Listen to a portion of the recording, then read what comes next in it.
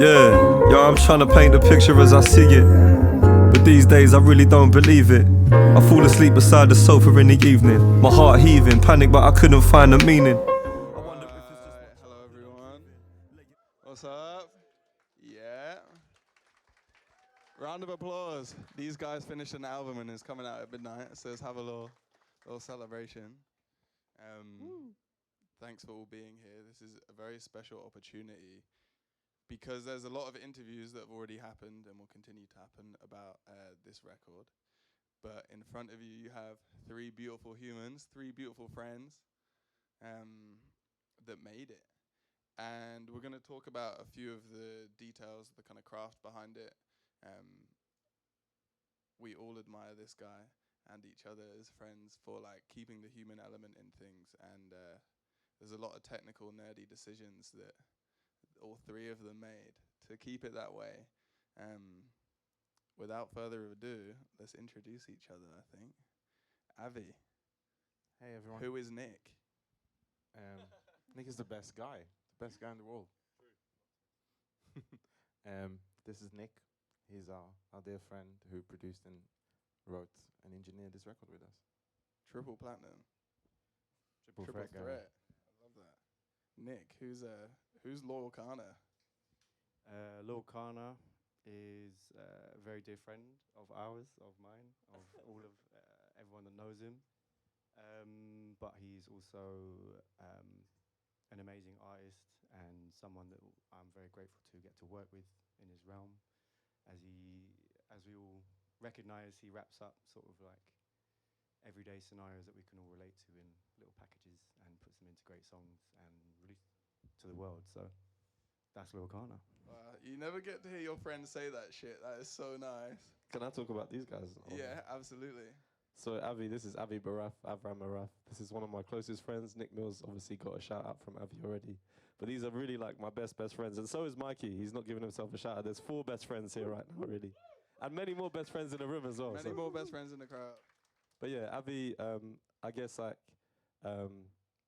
executively produced this album. So that means that he was across all decisions and, you know, kind of helped us.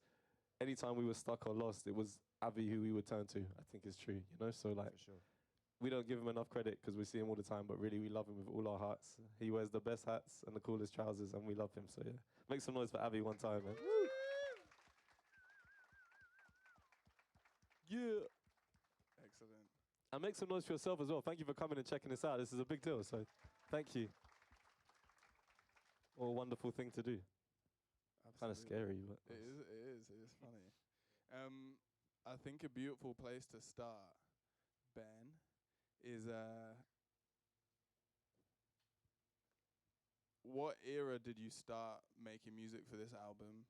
Where were you, and what did you think it was going to be at that point? we were on tour, so we were playing. Wow, boosted up, damn, loud and Give me direct. that bass, Robin. Yeah, we were on tour. So me and Avi were on tour, playing shows with a band, and it was the first time I played.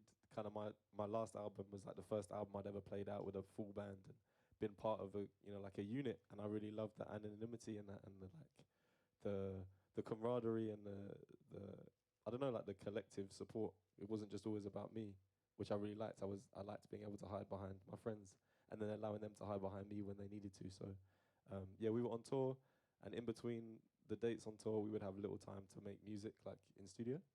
And yeah, we were just kind of making it for fun, just to have an excuse to be together on the days off.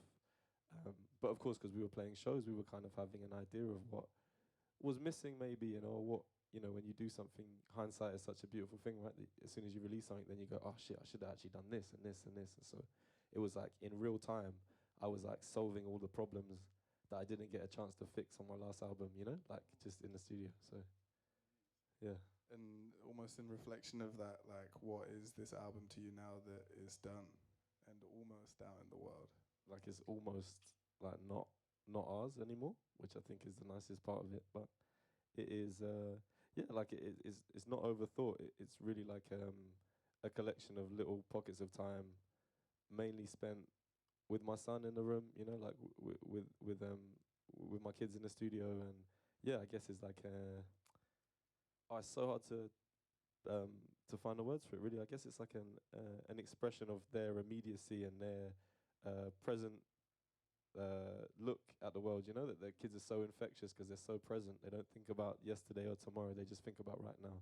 And so having them in the studio all the time allowed us to start to think like that. You know, I saw people who were going through heavy things find real lightness because when you interact with a child, it's the only thing that you can really dig up out of yourself. You know, to interact with them. So yeah, I owe it all to my kids, man. Really. And, yeah. Shout out the king and queen. Shout out the guys. The crazy guys. I got one for Avi. When you first started making music with Ben, I remember when you two first met. Yeah. Where was it? At the cafe, no? At Nettle House. It was, yeah. Yeah.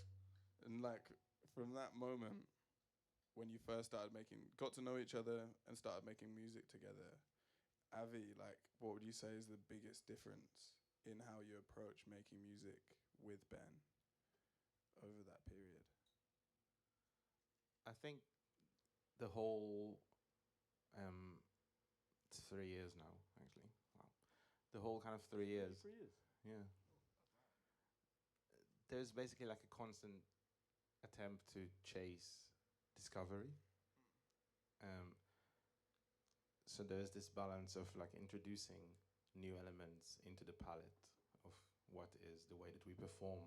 Initially, we perform Ben's music, and how we can introduce expression and humanity into what initially is sample-based music and something that is based around loops or electronica, and bring that into a live arena and create communication, and try and create an engagement that makes the whole room feel like they're experiencing something that is unique for the moment that they're in.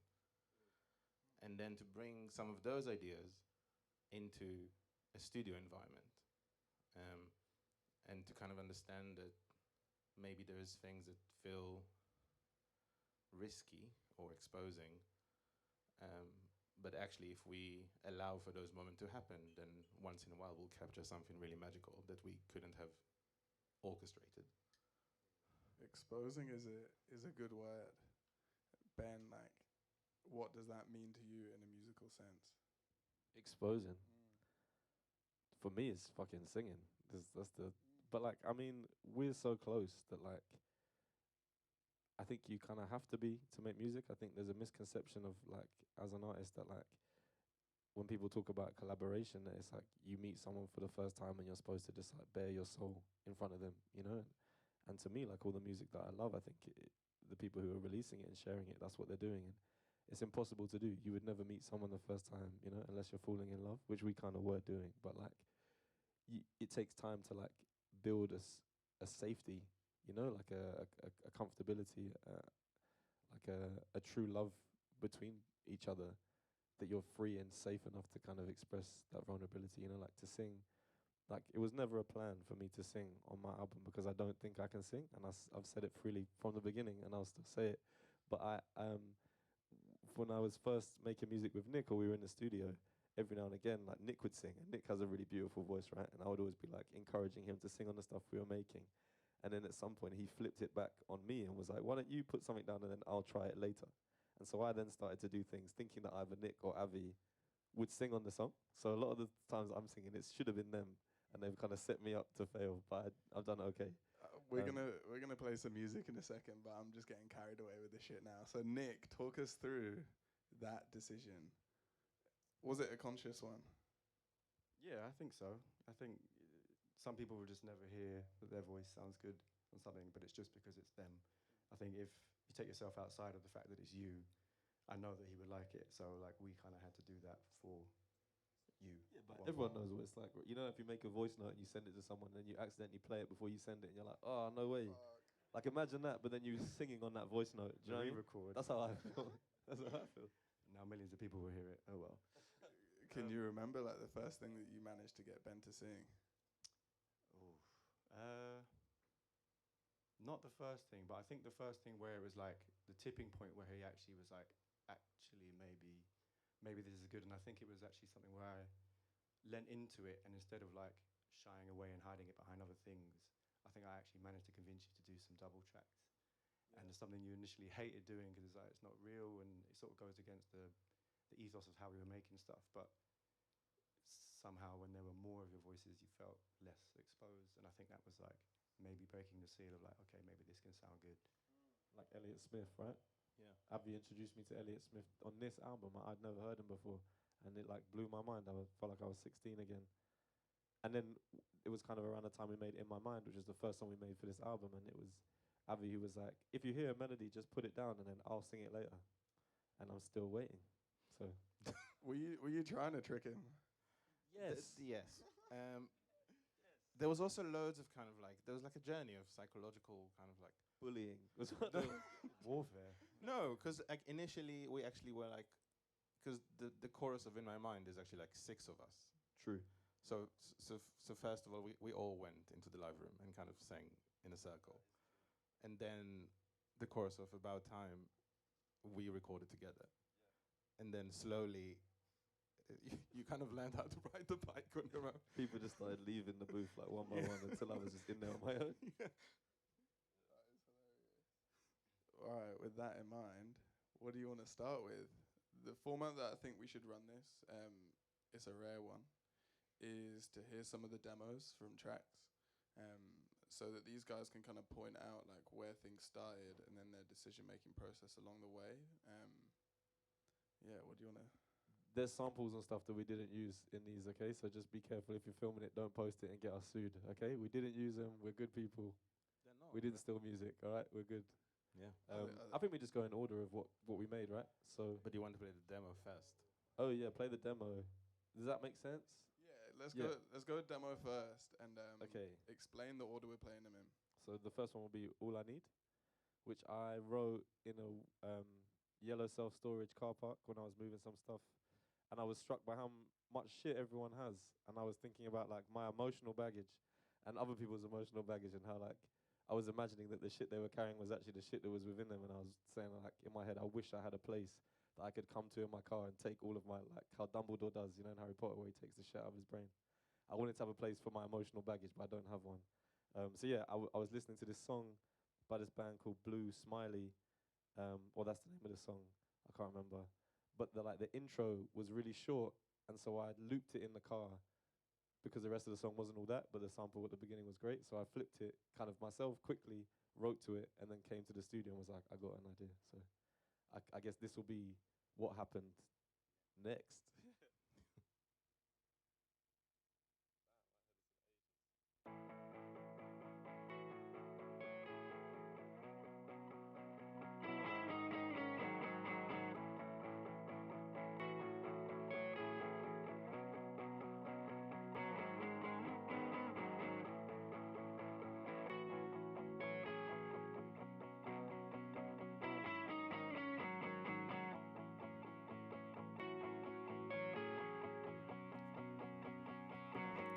Yeah, can't put a foot right in paradise.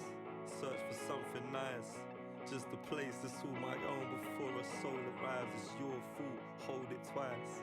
Diamonds made and broken pies, bits of glass that touch my feet when I'm alone at night. I'm looking for a peace of mind, a piece of yours I find. Blue skies, this corner of my eye, wall beside the wall I sit. But the feeling doesn't quit, quiet down a bit. I'm tired of feeling shit, yeah, I know my part. I learnt my lines by heart. I sat in broken cars, my eyes towards the stars. I'm alone at last. The quiet touched my frozen heart. Asleep on a blade of grass. All I need, all I need, this is all I need. All I need, this is all I need. Everything I need, all I need, this is all I need. Yeah, it's all I need, yo, it's everything I need. All I need, this is all I need.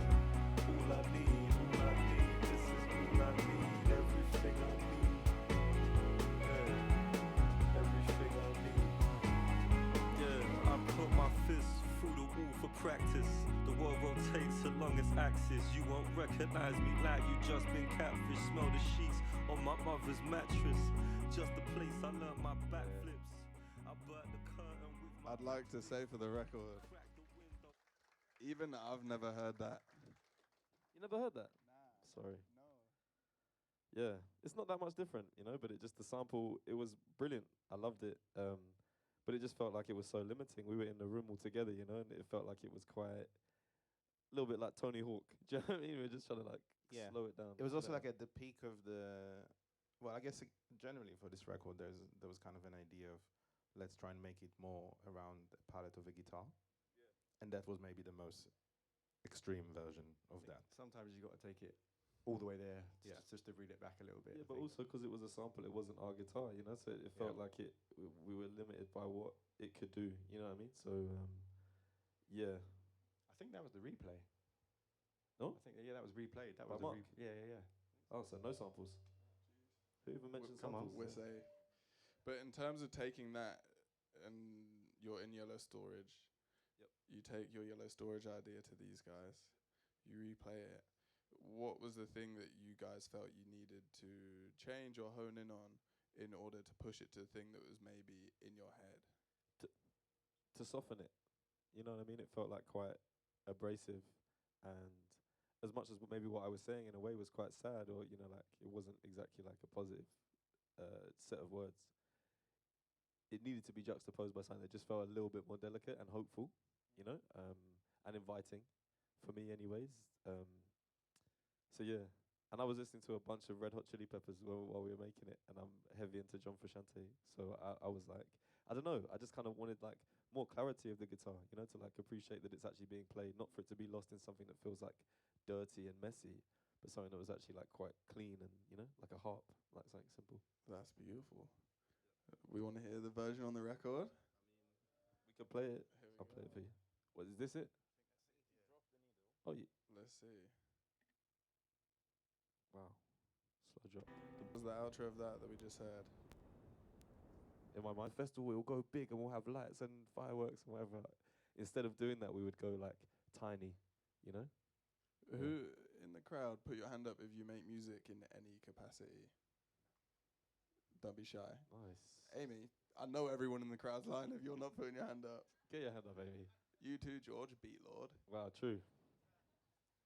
Shy producers in the room. It's okay to be shy. Put your hand up if you understand what mixing is in the music process. Love that. Great. So, can you tell me? I'm a novice to this shit as well. I find it fascinating. And we were sat in the room in this guy Lex's studio, and these guys were mixing that song. Nice one.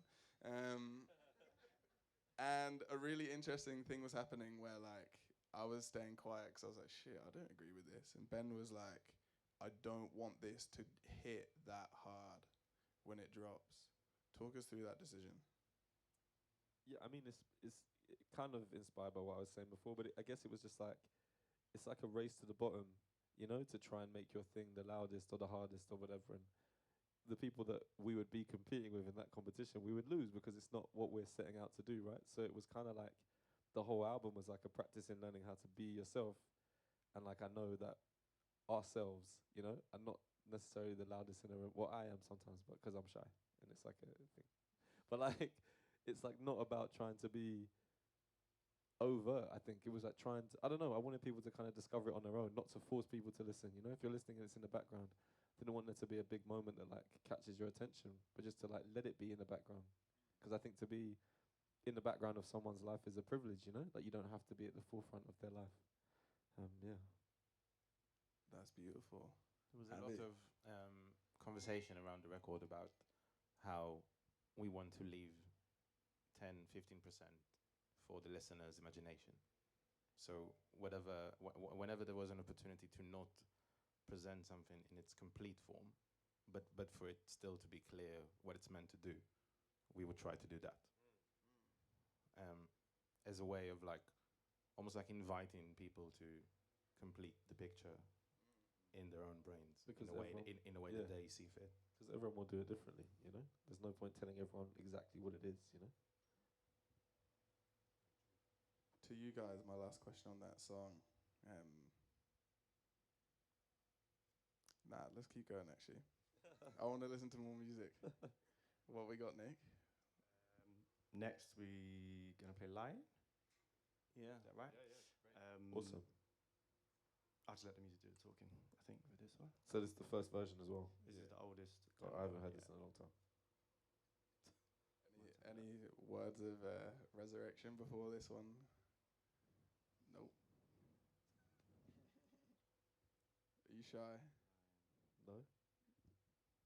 No? You can say so.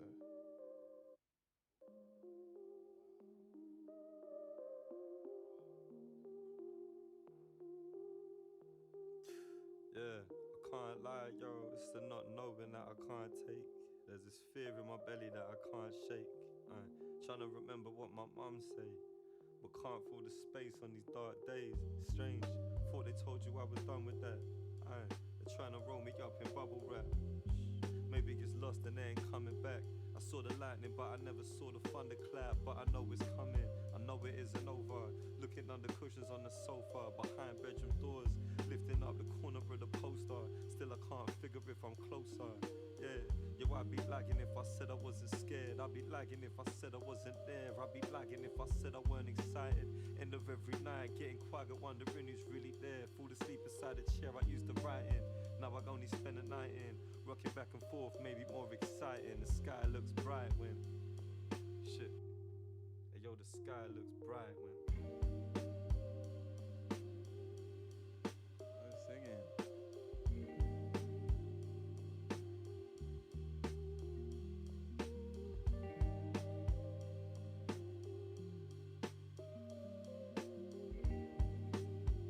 shit, yeah. It's just the sky looks bright in the middle of the night when it all falls silent. Four walls fall into Poseidon, the bedpost turn into an island, and I'm laying there beside it. Yeah, I laugh to myself. I can't believe that I was frightened.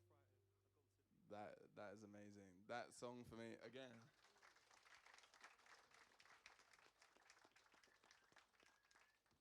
Man, music is actually a crazy thing. You get so used to listening to shit on Spotify or however you listen to your music, and you forget that like it exists somewhere out there in like this really rare, emotional, like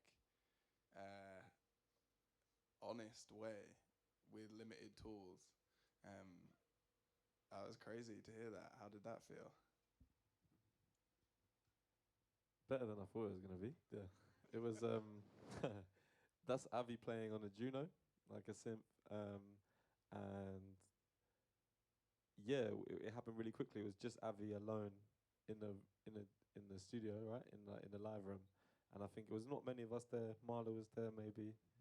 Rich, yeah. And we were all just kind of watching, letting Avi do his thing. You know, like sometimes when we're making stuff, everyone is together, like jamming out an idea, and if something happens, it's cool. And other times someone might just go in and just play on something, just to enjoy it, not to make something, but just to, maybe it was lunch, I can't remember, we're just having a break. But I remember hearing it and just writing because my girlfriend was pregnant at the time, and I didn't know what was going to happen. You know, it's a scary thing. So I was kind of like, yeah,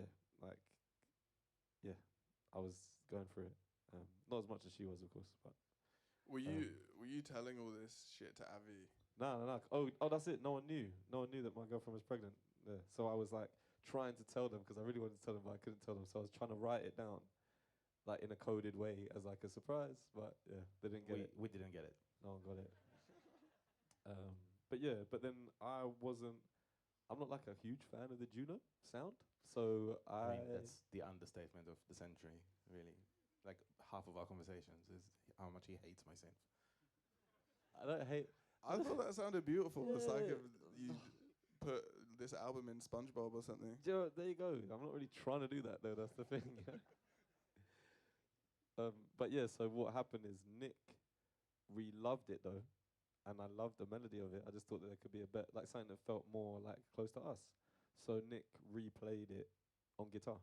So that's literally like probably one of the best examples of like us three operating as like a little ecosystem. Yeah, Nick killed it, and then it kind of grew from there. But again, it didn't get that big. Do you want to go straight for the mastered version, or do you want to hit any other demos of that song, because there's an interesting singing journey with that one too.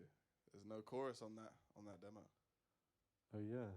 I think the next thing we sampled Liana Havas. Damn. I can see the camera watching me, okay?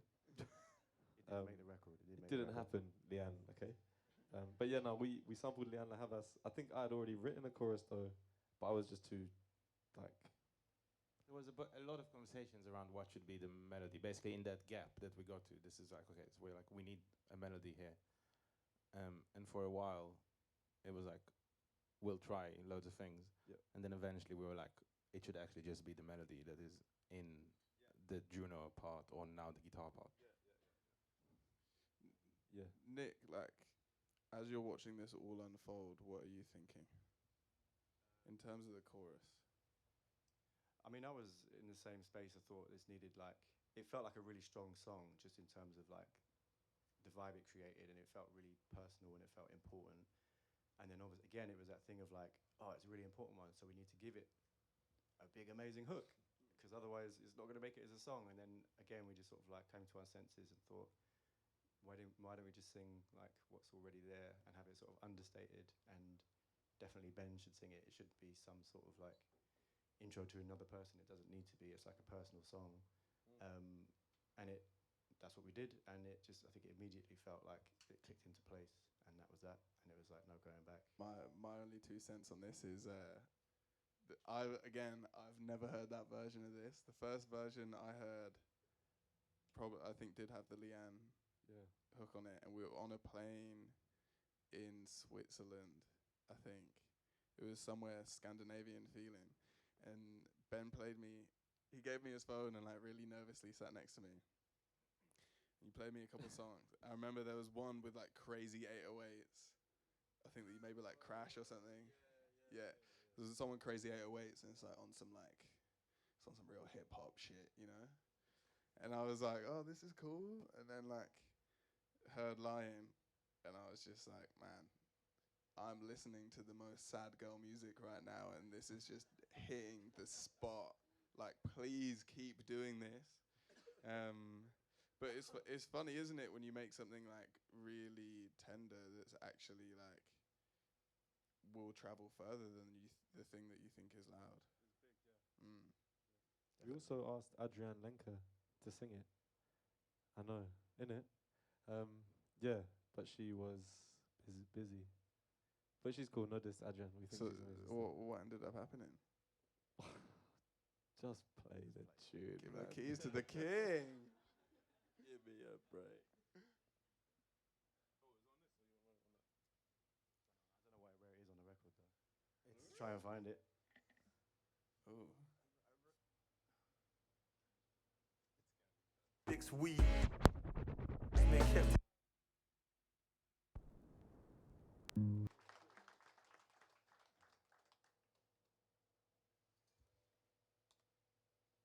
Yeah, Nick Mills on the guitar, man. Give it up one more time for this guy. Right? Thank you, Nick. Thank you, Avi, for laying it down first. And thank you, Ben, for being brave enough to go through asking 3 people to sing your chorus and then do it yourself. Idiot. How do you feel hearing you sing that? Wrong person to ask. Nick, how do you feel hearing Ben sing that? I mean, that's my favorite song on the record. Like, I love it, and like heavily because of that chorus as well. Yeah, I think it's great. Can't fault it. It's my favorite one as well. For sure. And my son knows it, and he sings it all the time. When I'm putting him to bed, sometimes he asks me to sing it to him, you know. So it's a deep song for me, and I'm very glad that I sung on it. And I'm very glad I have friends that big me up, you know what I mean, and made me believe in me. Maybe a question for Avi, like, how does it feel if you're making music with your friends or making anything with your friends, I guess, and you interpret something, you write that original melody, how do you become comfortable enough to, and how do you let go enough to like let something keep its original integrity but still follow the path it needs to take? What a question. Off the dome as well. I think that the only point of trying to make a record is to try and make something that feels really genuine to Ben as an artist. So you have to follow his instincts. And so there's, you're in the studio and there's all kind of things, and they're really useful tools to get to a place effectively where Ben goes, this is inspiring to me. And then you just have to chase that until you get to a point where it feels like it's the best version of this thing. And that's such like a fleeting moment, and doesn't really mean that much. But the process is like, if I think about my life, if I get to do this for my whole life, or get to make things in any way for my life, which is what I hope for, I'm going to spend the majority of my life within the process, And what I'd found on previous projects I'd worked on is that like there was a lot of emphasis around me, and even on myself, the pressure of like the release, like what will happen when it comes out, like what will people think, how will it be? I was so caught up in that I didn't enjoy myself, And I was so bummed when I thought about looking back at some of those memories of mine and thinking like, man, I was really torturing myself to drag something out of me, I think this job is like any creative job, because it's fun and people look at it like it's fun. In order to like justify you're doing it, you try and make it hard, and I don't think that's necessary. And I think being with us as a group, yourself included, it was like, because I wanted to enjoy it, I wanted to look back and be like, to love the process, because that's the thing that is the closest and the largest part of my life. Yeah. That's beautiful. What we got next? About Time, Yeah. which is the last track on the album, which I recorded with my son on my shoulders because he wanted to go home. And I said, please let me just finish this tune, man. So yeah, the ending of it is real. It really happened. He's like, I want to go home. And halfway through the second verse, he took my headphones off and put them on. So we kept it in, but I'm a little bit like, I'm kind of on beat actually, but like I'm synced with the outside. I'm trying to hear the beat through the headphones that are on his ears. So yeah, gymnastics. But this will be the first version of it. Avi, what's your final words? No, yeah, this is the demo. It's about time that I learned my lesson. It's about time that I burn my skin. It's about time that ain't it about time that I learned some patience, just to give it to you. Yeah, your mother gave me a hug, and for a minute felt the safety of love. I never been the type to pray to above, but now I'm falling on my knees, no one's taking them drugs. They say it is what it is, I say it was what it was. You did for money, yo, I did it because I like that feeling when my belly go fuzz. And ever since I caught the feeling, I've been chasing that buzz, but I can't find. And yo, I wish I could rewind it. Like everybody, feel that tingle in my spine. Shit, you know that feeling summing up between your eyes. I put the words together till I pick the perfect rhyming. It's timing, people telling me I changed. Like I'm doing all this shit to stay the same. Like you couldn't find beauty in the pain. If I had a second chance, I'd do it all again. Like, yeah, it's about time that I learned some. What? It's about time that I learned my skin. One more verse, okay? It's about time that I learned some patience. Learn some patience, just to give it to you. Check, yeah. Don't tell me that you wouldn't do the same if you had the chance to make a name. If you saw the beauty in the pain, I'm trying to make a little money for my people who remain. And still I take the blame for everything that we did. My mother said you shouldn't shit where you live, and here I am. I take another shit in my crib, say another fucking thing I know you couldn't My forgive. son was on my shoulders the whole time.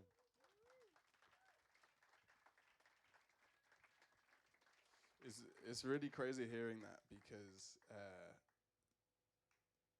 these guys have been playing the demos in order that they made them.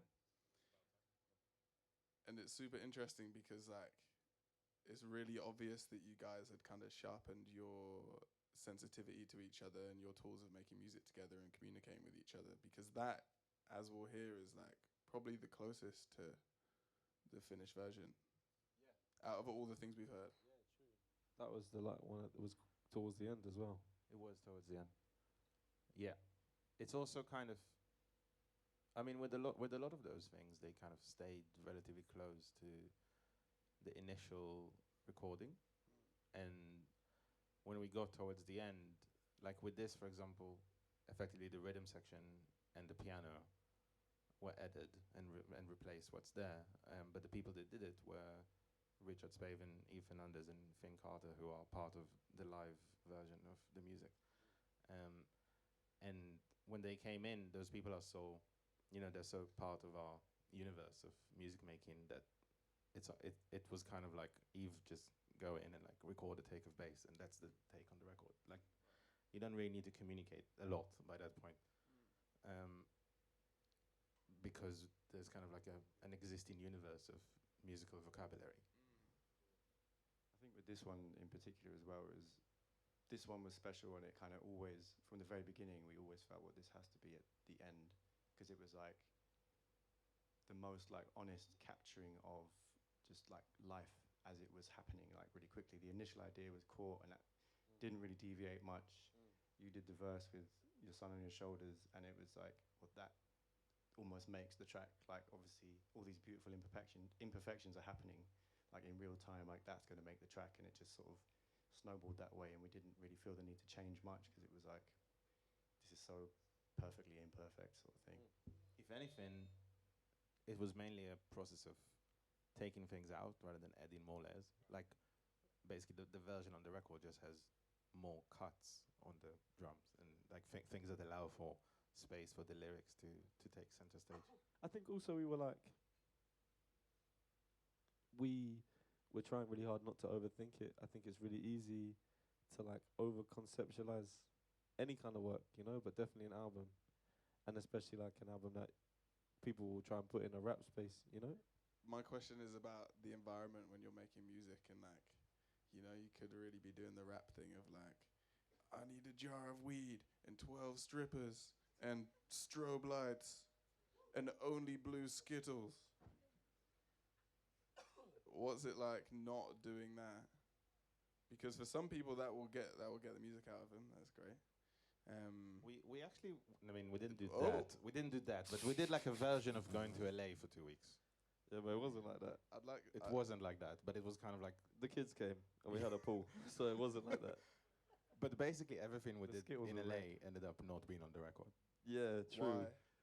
But man, just because LA is big, it's flashy and glossy, and we'd already made a lot of the stuff, and we didn't realize it was really helpful to go out there, because people out there, everyone was like, yo, I'm gonna make you a star, man, you don't understand, or be like, what you need is like a big donk on this song, and that like every song someone would put something on that was big, and in our heads we were like, when you're in the room, you're like, that's exciting, you know what I mean? Like, wow, 808, so this person's saying this or saying that.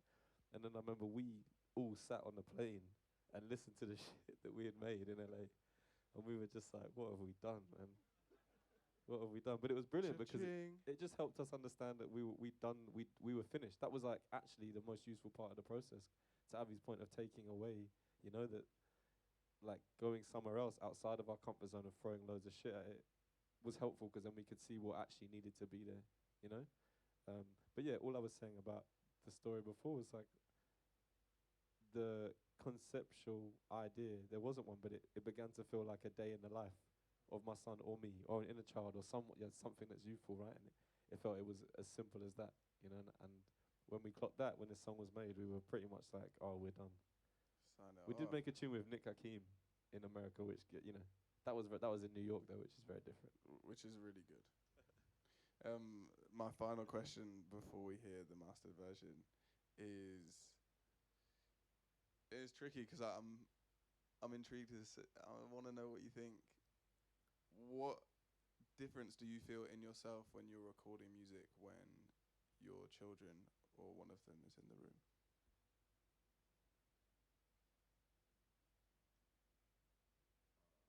I don't have words for it. It made me sing. Done. That's nice. Yeah. Nick and Avi, what's it like having a 3-year-old in the booth? He's so funny. Chaos. Absolute chaos. But like amazing chaos. Yeah. And just the energy exuding from this person is just like amazing. And to be able to like capture it and capture people's reaction to it is very, very unique and very special. Yeah. Richard Spaven playing drums. Richard Spaven is an incredible drummer, right? Plays with us. He's one of our closest friends. But he'll be the first to say sometimes he can be a bit grumpy, right? He was never grumpy in one session ever when Sonny was there. They're like best friends. And watching Rich play drums, because my son is so in love with Rich and how he plays, because drums is like the most exciting thing to a kid because it's so big and loud and expressive. And like Rich kind of played up to it, not in like an overt way, but just like this lightness in the way he was playing, because he was playing for my son. Do you know what I mean? It was like Yeah. the influence of children in the studio was like so much wider than like everyone wasn't swearing or whatever, you know? It was so much deeper than that. He fell asleep by the drum kit one time, which is fucking crazy. But yeah. Let's hear that mastered version.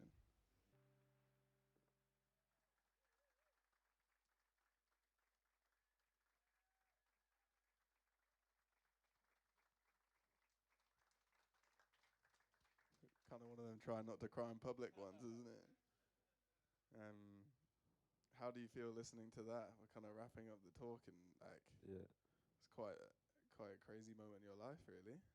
Yeah. I got with a song like that, it was really I found it really hard to see it for what it was, to be able to enjoy it. You know what I mean? Like, we made it quite quickly. It was very personal, and I found it hard to like let it come out, or yeah, I don't know. I kind of struggled to see it for what it was, and it wasn't until other people started hearing it outside of like us that I saw it was as like a special thing. Like Amy in a blue shirt. Sorry to bait you out so much, but Amy messaged me, is Abby's partner, and was like, "Yo, like it's so special to hear," because we were all singing together, and it was like to hear Abby singing and me, Nick's like, you know, it was just like we were all. It was like a true, it was like a song of our friendship. You know what I mean? And I got a voice note today from a good friend of mine called Ed, who's a father. And he sent me a really long voice note. He never sends them, and was just talking about how he heard it. And he listened before, but he was just going through it today, and he listened to it. And, you know, it brought him to tears. And, you know, he was saying that it made him want to be a better dad. And also, like, yeah, like, do you know what I mean? Like, he was kind of telling me to be a better dad. And, you know, like, it was just like, to me, like, it was nice because at midnight when this music comes out, I see it as like, this is no longer mine, and I can't worry about it or think about it, or, you know, I have to let it go completely. And like, it felt like it was one last little complete. It was like, as soon as he messaged me that, I was like, mission complete. You know what I mean? That like the stuff I intended for it to do, it's done. You know what I mean? So anything else is like a bonus. But yeah, hearing it now is yeah, oh, it's amazing, especially because you know that my son was there, and, you know, like, big him up. Yeah, yeah. That's so nice, guys. Any closing thoughts?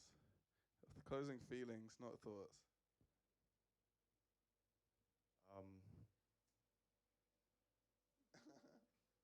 It's just nice to be able to listen to it and have had a little bit of detachment.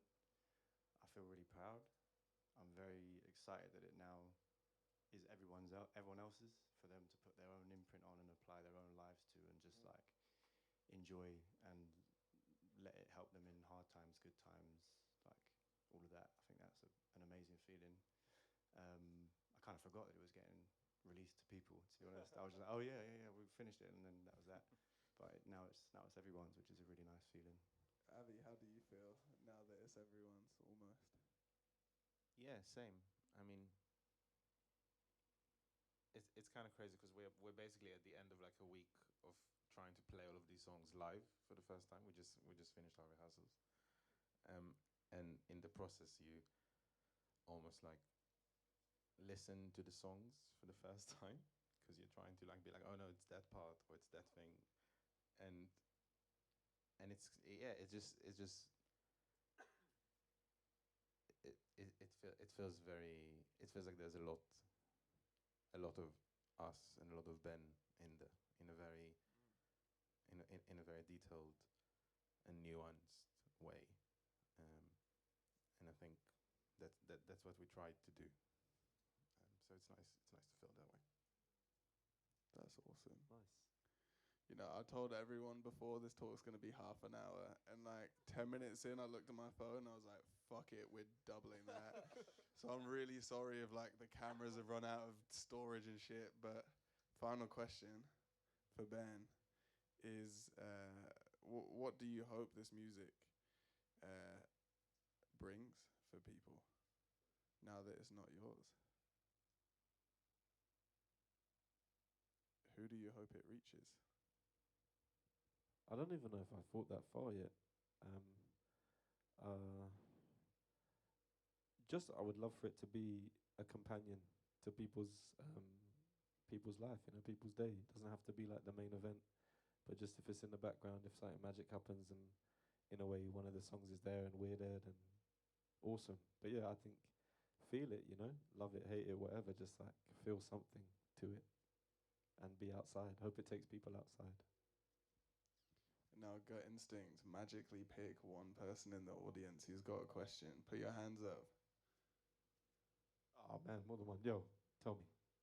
You, yeah. How do you feel like having your son and then now your daughter? How's that impacted your music since like your first album, since Yesterday's Gone, with like your heavier songs like Stars and Shards? How has it changed since you've had them? I think in a way that this is, to me, like the stuff I've written is like, to my mind, like the heaviest stuff I've written, because I've been in the heaviest places. But I guess what's changed is like a need to counteract that with like I can't. I guess the reason why the reason why it's so musical, why there's so much melody, is because like I tried to write dense verses about how much I like my feelings of fatherhood, my feelings towards my children, but I just don't have words for it. You know what I mean? So the only way I could express it was it was abstract. Do you know what I mean? And there isn't words for that, and I think a lot of parents would agree. So yeah, I guess what it became is like I finally understood music in a different way, that I saw that it was not about something that's intellectual, you know what I mean? But something that is, feeling, Isaac in the blue hat. I don't know him. I was like, my hat's not blue. Did you mean someone else? Is it not blue? Nah, It looks blue for me. That is blue, cool. Thanks for that album, first and foremost. The singing feels really human, which is a great thing. I think you've sold about 100,000 tickets for tour. Wow. Does singing, feeling human, scare you when it comes to doing it live, or does it feel liberating? I mean, in a genuine way, I really didn't think it through, again, that far. Do you know what I mean? And I think it's a good thing, because if I did, I probably wouldn't have done it. You know what I mean? And I think in a few people I've spoken to, it seems to have helped. Or, like we were saying the other day, that all of our favorite singers can't sing, and it's no diss. It's like when I hear people who are like human and are faltered and make mistakes or sing out of tune or whatever, like it makes me feel like I can. You know what I mean? And not in a way of like kumbaya, but just like when I'm in the car, I feel safe enough to sing along. And so what my hope is that like everyone will know that I'm a bit shook about it, and maybe everyone will sing as well, So if you come to a show, please sing, man. But yeah, I'm excited and liberated, but also naturally nervous. Naturally. Oh, who's got the mic in their hand? Yeah, you had your hand up as well. Go for it. Yeah, I know you sampled your dad on your first album with the acoustic music. I was curious because you went for a more kind of acoustic guitar vibe for this album. I was wondering if you went back to listening to his music, if it gave you any inspiration for this album. Wow. That is... I'd not forgotten about my dad's album, but the influence of it is so buried deep in me. Yeah, I mean, I like fully rejected the guitar when I was growing up, because my mum and my dad and my stepfather and my granddad, like everyone in my family plays it. And so, when your parents do something, it's just kind of an embarrassing thing. You're just like, oh, I don't want to do that, I want to do something else. But it's so within me, do you know what I mean? And I guess my whole career, I was trying to escape it, trying to act like it wasn't like the thing that was like the most close to my heart. And I think like when my son was born, like I grew up around guitar, always. It was always playing. Like in my house, someone was always playing it. And when my son was born, I want that for him. But then I was frustrated because I knew that like the only way for that to happen was for me to bring it.